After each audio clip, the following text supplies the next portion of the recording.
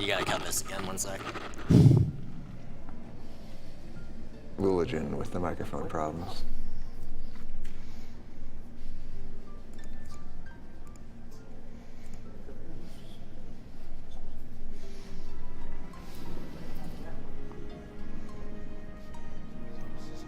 Just a reminder that all the games that you see within the next little bit are all a part of the Humble Bundle, and if you go buy the Humble Bundle, all the proceeds go towards Doctors Without Borders.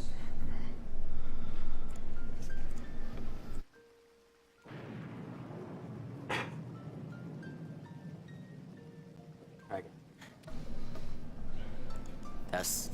Making noise. Okay. Alright, so before we start the run, there's two things. One is that you should take special note of the fact that I have no existing save data. I am going to be making a save and using it during the course of the run, so this is just to make it clear that we're not just like using some sort of glitched save file I've already made. I'm going to make one during the course of the run. Spoiler. The second thing is, one of my couch commentators for this run was going to be Mr. Ogum, who is a really, really good speed run glitch finder and router and theory crafter. And unfortunately, he couldn't be here because he had a family emergency. And I just wanted to say that I really am thankful for everything that you've done for me, Mr. Ogum, and I really hope for the best for you. I hope everything turns out all right. All right. So we're gonna start as soon as I pick difficulties. So ready for count? Mic down.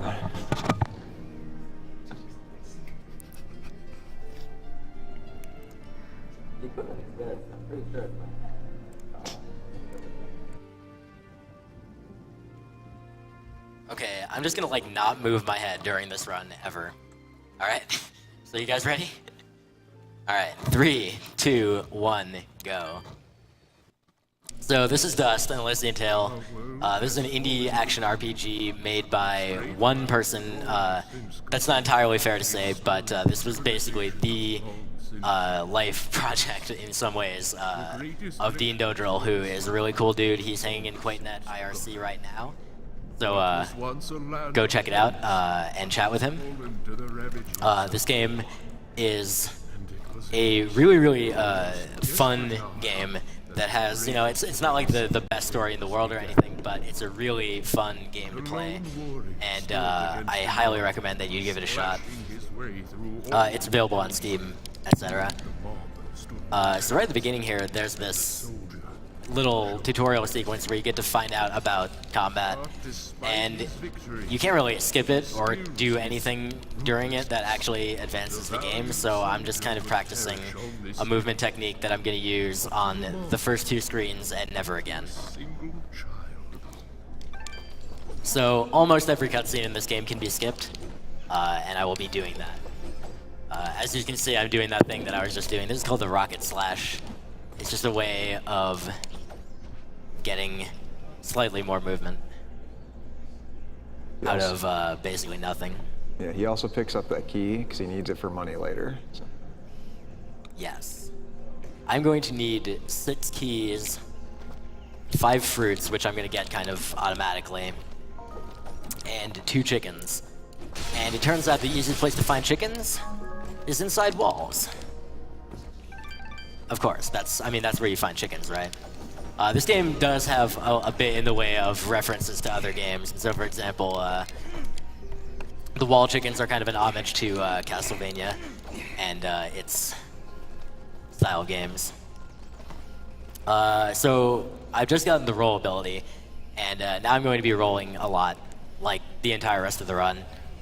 Everything, all of the movement in this run is pretty much based around the roll and various ways of using it. Another thing that I'm doing here is I'm canceling the animation of the roll every time I roll by using a crouch slash attack, and then I'm canceling the animation of the crouch slash with a roll. So as a result, I'm able to roll way faster than you normally can. It cuts up about like 1/3 of a second from every single roll you do. So you just have to kind of do this rhythm the entire time you're playing the game. This is one of the few cutscenes in the game you can't skip. You're learning about a new power you just got, called the Dust Storm. I'm not really going to use the Dust Storm by itself in this run, but there's an upgrade pretty soon called the Aerial Dust Storm that I'm going to use a whole lot. I'll talk about that as soon as I get it. Yes, Doc. However, All right. If this is So now we're rolling. Also, if you roll fast enough, in certain places the camera can't really keep up. But that's alright. You don't need the camera to know where you're going. Of course, I just count my rolls. Everything's fine. So here we're dropping down here to pick up another key. And then we're using this neat property of aerial attacks in this game, which is that they home in on nearby enemies and allow you to kind of jump up where you really shouldn't be able to. Also, right here, I've just gotten this nice little effect called the red barrier. The red barrier is basically anytime you get to the exit of a room and there are still enemies nearby, the red barrier will appear and it will prevent you from continuing until you kill the enemies. So, or more accurately, until the enemies aren't near you anymore. So I just kind of knock them away or kill them if it's fast to do so, and then move on as quickly as I can. Most of the time, though, I'll be able to get by without having to fight anything, pretty much. So this is the Aerial Dust Storm. I mean, this itself isn't the Aerial Dust Storm. This is the thing that I'm doing with the Aerial Dust Storm, which is called the Aerial Dodge Cancel. And the idea is just that in the air, instead of canceling the roll with a crouch slash, you cancel it with the Aerial Dust Storm. Also, I think I need that chicken. And this is the fastest method of movement in the game, save for one that I'm not going to get access to. Alright, so here I actually want to land on the ground there before I get to the next screen, and then I'm going to get hit. Eventually. Alright, that allows me to skip a cutscene, because why not? So we're almost at the end of this, the first zone. And normally at the end of the first zone, there's a boss where you fight 3 giants. And it's really tedious and time-consuming. So what I'm going to do is fly over it. And I'm going to do that using a trick called the Rising Dust Storm. This combines the Air Slash attack with the Aerial Dust Storm. And you just kind of rise into the air infinitely. Again, it's all about animation canceling. And it's really nice how it works. Basically, you can use this to rise into the air infinitely, like anywhere you want. So you can do all sorts of things, like, for example, flying over boss triggers. So right here, what you're seeing is a panorama cutscene. This just kind of shows you what the zone you're entering looks like. And right now, we're entering the village, and so I can't really skip that cutscene, but I am going to skip most of the other panorama cutscenes in the run. I say most because I think there are skips for every single one of the other ones, but I might not necessarily accomplish them. Some of them are a little bit sensitive.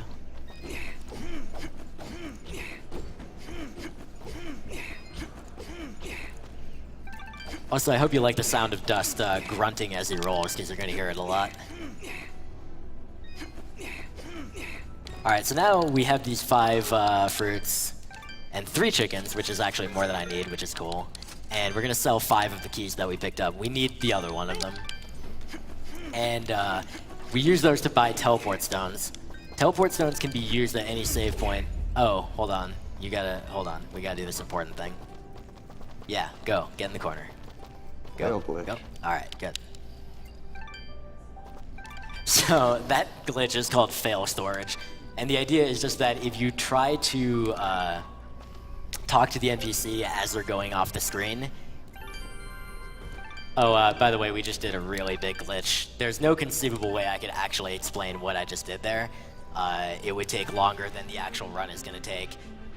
So instead I'll just say that I did a warp and then bad stuff happened.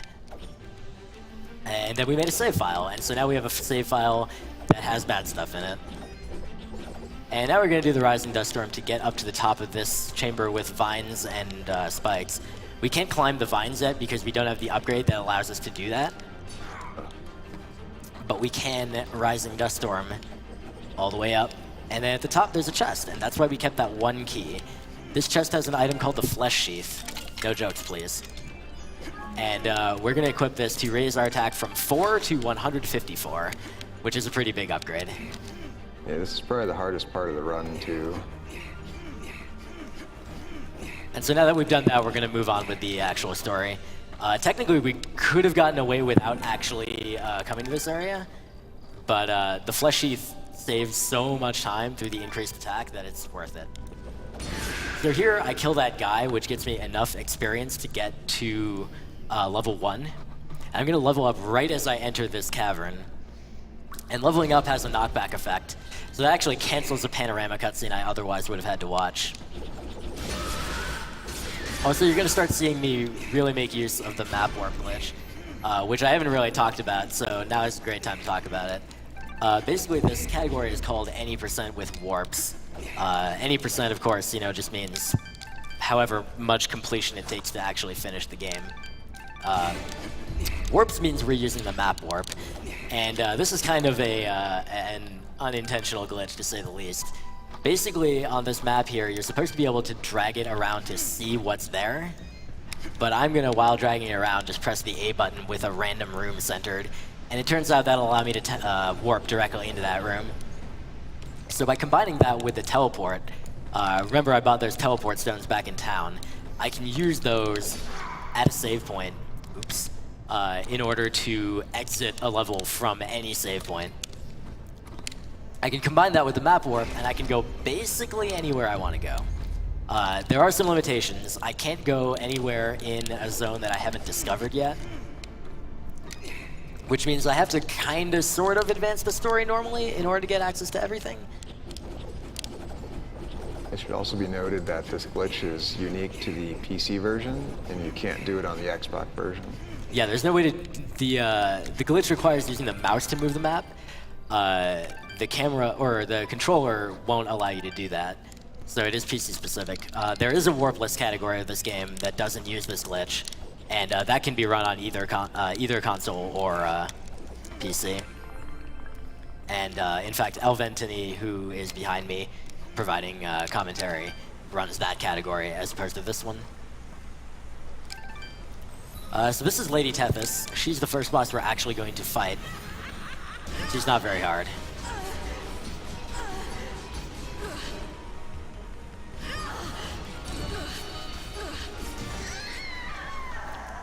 It turns out that she has a lot of trouble, figuring out how to get up through the ground when your tail is there. I don't know. I just speedrun, okay? I don't speculate. Now we're gonna try for another cutscene skip. My goal is to walk across the zone trigger here and then walk back left before it actually... There we go. Awesome. So that skips the panorama cutscene because the game remembers that I was walking left before it actually switched to the next room. And so when it actually goes into that room, even though the cutscene's playing, it remembers that I was walking left, and so it sends me left, back into that previous room, canceling the cutscene. There's some story stuff happening here. I'm not talking too much about the story, because you should play the game. It's really good. Although, if you don't want spoilers, every part of the run is okay for you to watch, except the end. Should be obvious why, I guess. Also, there's, you'll notice that I'm waiting for a bit before skipping these cutscenes. That's because you can't skip them until, the dialogue portion starts. So for the most part, I have, muscle memory for when that's gonna happen, but sometimes I'm just slightly off, and so I have to open the menu twice. And now we're just getting out of here as quickly as we can. There again, you see that the aerial dust storm homes in on enemies that are nearby, which is really, really nice. That's General Gaius on the right. He is the final boss. That's not really that much of a spoiler. You meet him almost immediately. So now we're entering the Sorrowing Meadow, and this is probably the most broken zone. We're gonna go... Basically, we have 4 objectives in here. We're gonna go directly to the objectives, and then, of course, we'll have to walk out to find the save point, and then we can teleport back to the world map, and then warp back in, and so on. So this is mostly just movement optimization and doing things quickly. I would say you have about a minute and a half for donations if you have them. All right. We have a $35 donation from Forgetta Kueller. Hey Vulajin, thanks for running 2 of my favorite games in recent memory. Best of luck in the runs. I'll be checking out your channel after SGDQ. We also have a $35 donation from Mishley. Hey Vulajin, Mishley here. Congrats on your recent sub 20 record. Still unable to beat 105 for Warpless, but working on it. Hopefully you can get Flesh Sheath first try this year. Please put this towards anything which will involve another game being played or additional content glitches being shown in a game that's already being played. Vulajin can pick if he has a preference.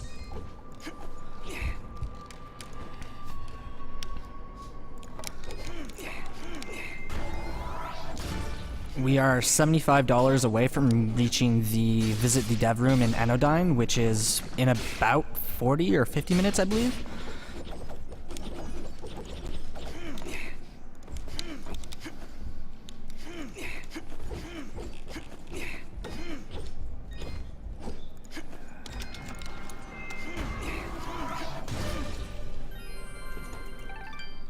So a thing that I just did there was that I jumped into the air at the same time that I opened the menu to teleport. And that allowed me to have higher height as I entered that room from out of bounds when I did the warp. Because the Y height that you exit the last room that you were in determines the Y height that you enter the room that you warp into. So I needed just a little bit extra height in order for the game to spawn me out of bounds, but not out of bounds enough that I couldn't just get into bounds. It turns out floors are not that solid, for example. Also, right after this mansion, we're going to go to the 4th one, and I'm actually not going to warp directly into that mansion. I'm going to warp outside of it, and the reason is that I need to break some walls that are outside it before I can actually go in, because the walls will block me from coming back. So we're gonna get these bomb fruits here, and we're gonna go all the way over here and pull them down and break these 2 walls as quickly as possible. And now we'll use the aerial dust storm with that beehive or flesh fly nest or whatever it's called, and we'll get back up to the top. Now we'll go in the mansion.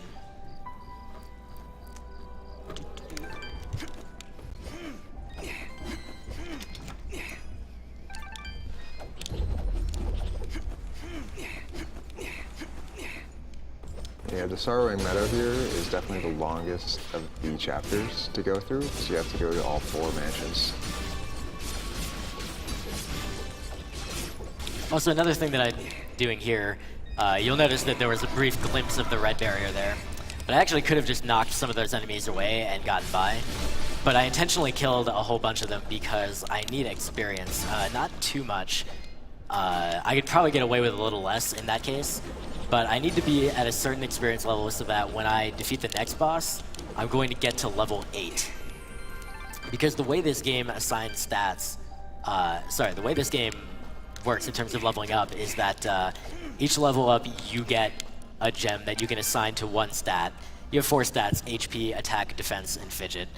For the purpose of a speedrun, all we care about is attack. But you can only have up to 4 more points in your highest stat than your lowest stat.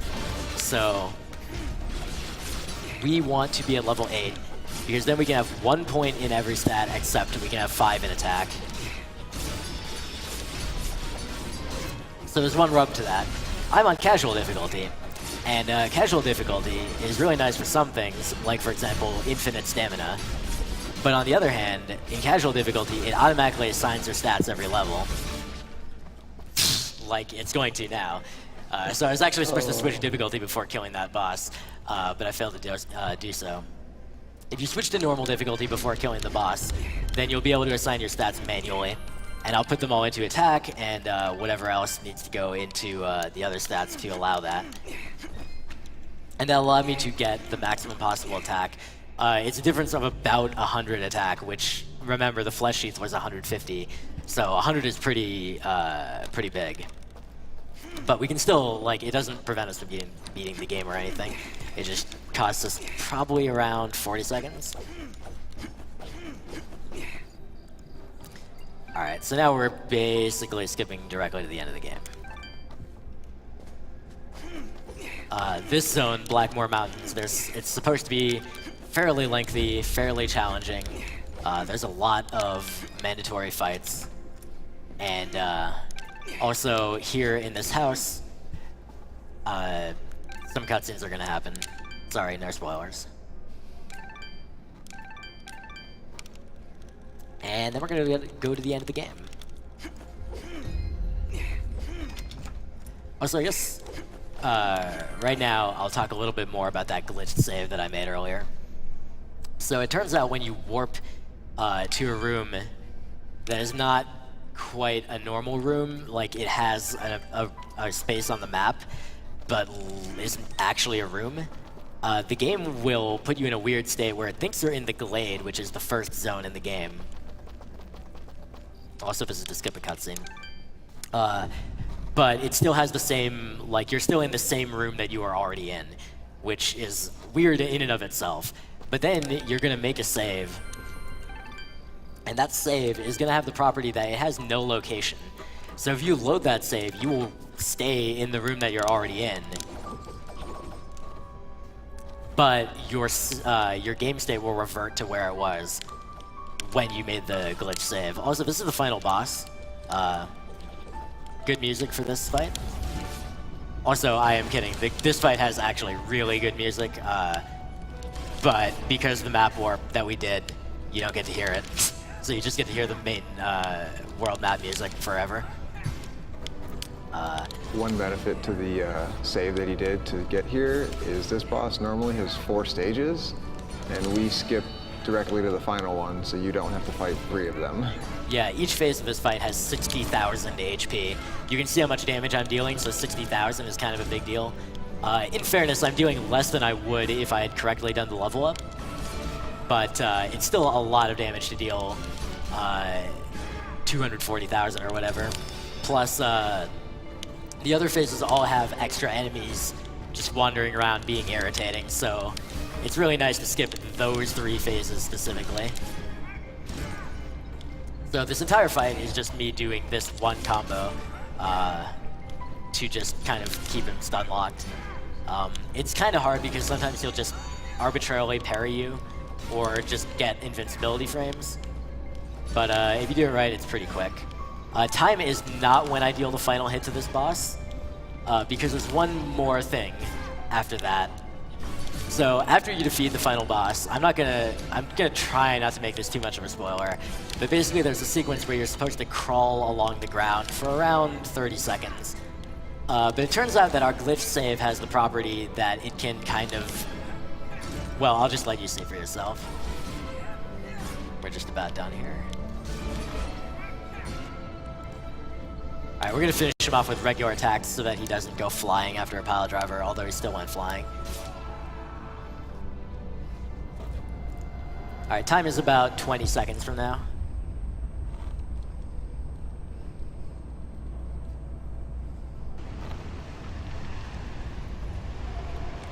Alright, so we have to wait for this to fade in.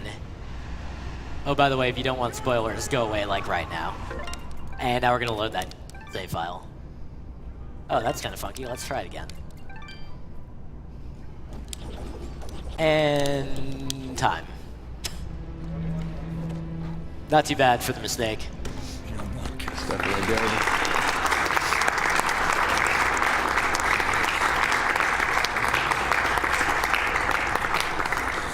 So yeah, aside from how thoroughly I broke it during this run, this game is actually really, really good. I'm not even kidding either. Like, it is a really good game. Absolutely worth the money, and I highly recommend that you pick it up. Also, thanks very much for Noogie for joining in the QuakeNet chat. That was really cool of him. I hope that you guys enjoyed that. And yeah, thanks for having me twice.